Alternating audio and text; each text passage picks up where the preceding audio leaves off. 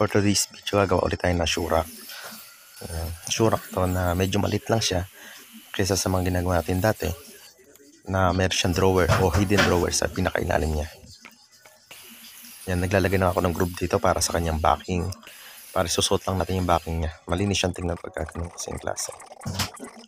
At dito nga pala, medyo naka-stand yung kanyang gagawin ko sa kanya. Lalagyan ng mga sapatos niya, naka-stand siya. Yung kasi yung ating pinaka-request ng ating kliyente. O ng ating pamangkin natin na si Ate Osi. Yung pinaka-request siya sa atin na naka-stand ang gusto niya. Kaya yun ang gagawin natin. Yan, gumagawa nga din ako dito ng pinaka-banggaan ng sapatos para hindi dumausdos o mahulog. Yun ang ganyan itsura niya. Tapos dun sa pinaka-dulo, naka-stand din siya. Tapos ito yung pinaka-finish ng ating patungan ng sapatos. Ayan, naka-stand siya rito. Gawa nga na ididikit natin ito sa pinaka-backing niya. Tsaka dito naman yung pinaka-harang niya para wag dumausdos yung ating sapatos sa baba. Yung hulog. Yan, bali 7 piraso itong patungan. 7 piraso yan. 1/4 na plywood yung ginamit ko dito na pinaka-harang niya. At ito, gumuhit na nga rin ako rito nung lalagyan natin dahil naka-stand siya. Ginuhitan ko muna siya para dire-diretso yung paggawa natin ng ating lalagyan niyan. Dito, gagamit ako dito ng 1/2 na pinolik. Yan, para bumigat yung likod niya at the same time mas maging matibay yung backing niya. Yan, ito yung slant na ginuhit ko na, ayan, ginuhitan ko na siya. Para din tayo mahirapan magguhit-guhit kapag nakabilda tayo, dire-diretso na tayo.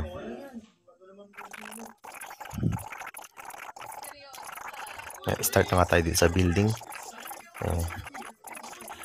Ayun, nilagyan ko ng pinaka-stopper, yung yung groove, sinuot ko yung ano na yan para saktong-sakto lang siya. Hindi siya lalagpas sa pinaka-groove. Para may suutan pa rin tayo doon ng pinaka-backing niya sa gilid. Ganyan nagiging diskarte ko kapag ang ginagamit ko sa backing niya is sinusuksok. Yan.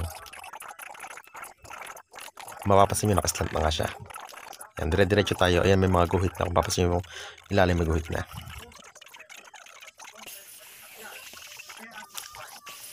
At ito yung pinaka matagal na magiging proseso natin, yung paggawa natin dito ng pinto. Sa pinto kasi na to, kung papasin nyo, talagang may karamihan. At isa-isa ko siyang pinipinish. Kaya ito ang pinaka mahirap dito. Dahil bawat kanto niyan, bawat sulok niyan, talagang dapat yan minamasilyahan natin isa-isa hanggang sa kuminis siya. Napakarami niyang edging kaya nga. Yan, bago ko nga siya masilyahan, ayan. Sinasander ko muna para kuminis pa siyang lalo. Saka makita ko lahat ng mga dapat nating lagyan ng masilya. Ayan. Kinlam ko siya, tsaka ko siya minasilyahan ng ayan. Masilyahan siya lahat. Ayan. Bali 3 patong ang ginawa ko dyan para makapal na makapal siya. Tsaka natin siya lilinisin o sasanderin.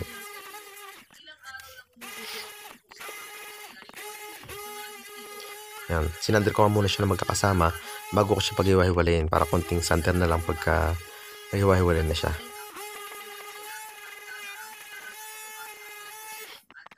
Yan. Bibiyakin ko na siya isa-isa kasi lumikit siya sa masilya. Kaya siya nagsama-sama. Yan.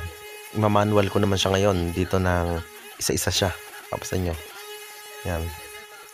Siguraduhin lang natin na maganda yung pagkakasante natin para maganda siya pag pininish. Yan. Tsaka natin punasan. Ang ginagamit ko rito pamusa medyo basa para yung mga alikabok ay talagang dumikit sa basahan. Ito na. Ngayon builder na naman tayo. Yan. Eskwalahin natin mabuti para sigurado tayo na-eskwala yung ating pinto.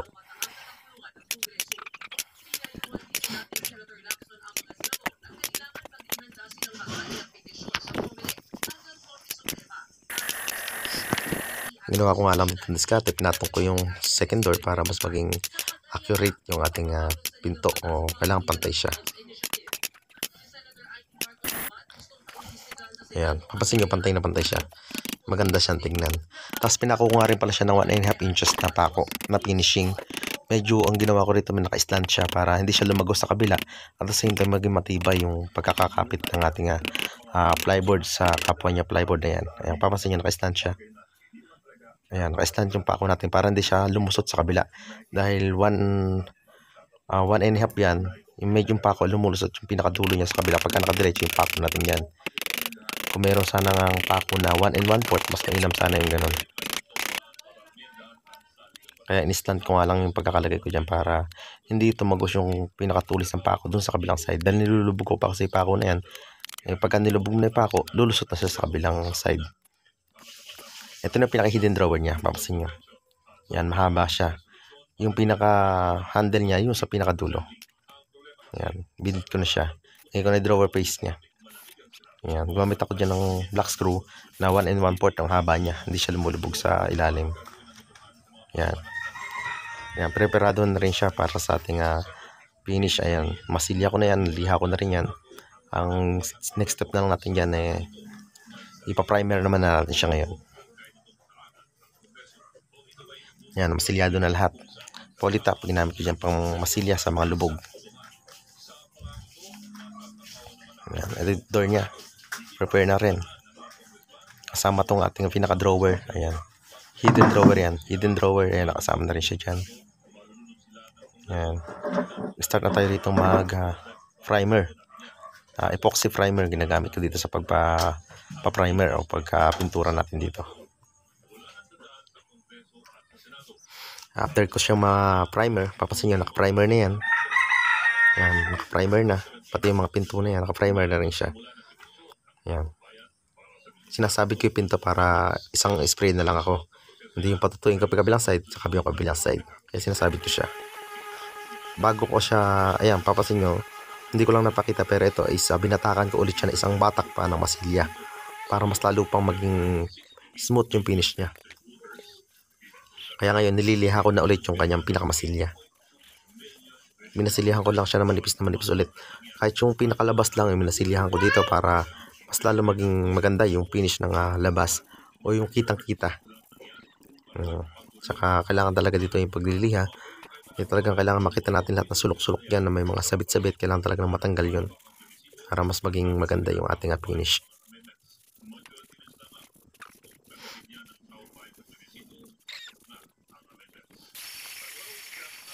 Blower sa alikabok, then punos ulit tayo ng basang-basahan para dumikit yung alikabok sa ating basahan. Yan, papansin nyo dito yung pinaka side body ng ating surak talagang namumuti pa siya, gawa nga ng minasilihan ko pa siya ng isang batak para mas maging smooth pa siya.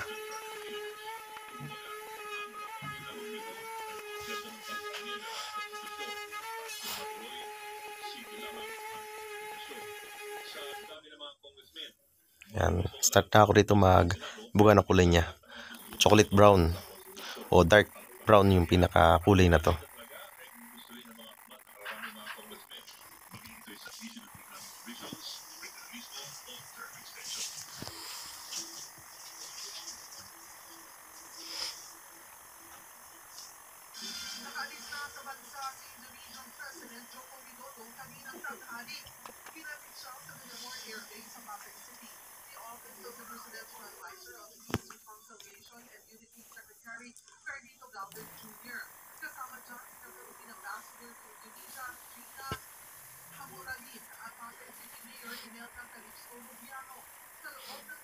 Gawin lang natin to ng mga 3 patong na pintura or hanggang 4 kasi medyo manipis lang yung pagkakapintura ko dyan. Ito na yung ating backing. Ayan, sinuot ko lang nga siya kasi ang gamit lang tayo ng nailer. Tapos bago ko siya i-fix, niskwala ko muna siya bago ko siya totally fix. Ito na yung ating pinaka-final. Ayan, lalagay ko na pinaka-drawer, hidden drawer niya. Ayan, hidden drawer niya. Ayan, okay na. Then, lagyan tayo ng concealed. Ang ginamit ko nga pala concealed dito is soft close na semi-stainless siya. Almost stainless yung pinaka-all body niya. Nice ng soft close natin concealed na ginamit. Para hindi siya kalawangin agad. Ayan. Ito na yung ating final. Papansin nyo rito. Ayan. Maganda siyang tingnan. Chocolate dark brown. Ayan. Papansin nyo rito sa pinakailalim niya. Hindi siya halata na may drawer. Hidden drawer. Ayan, hidden drawer siya. Pero pag hinilan siya, ayun. Meron siyang drawer sa ilalim.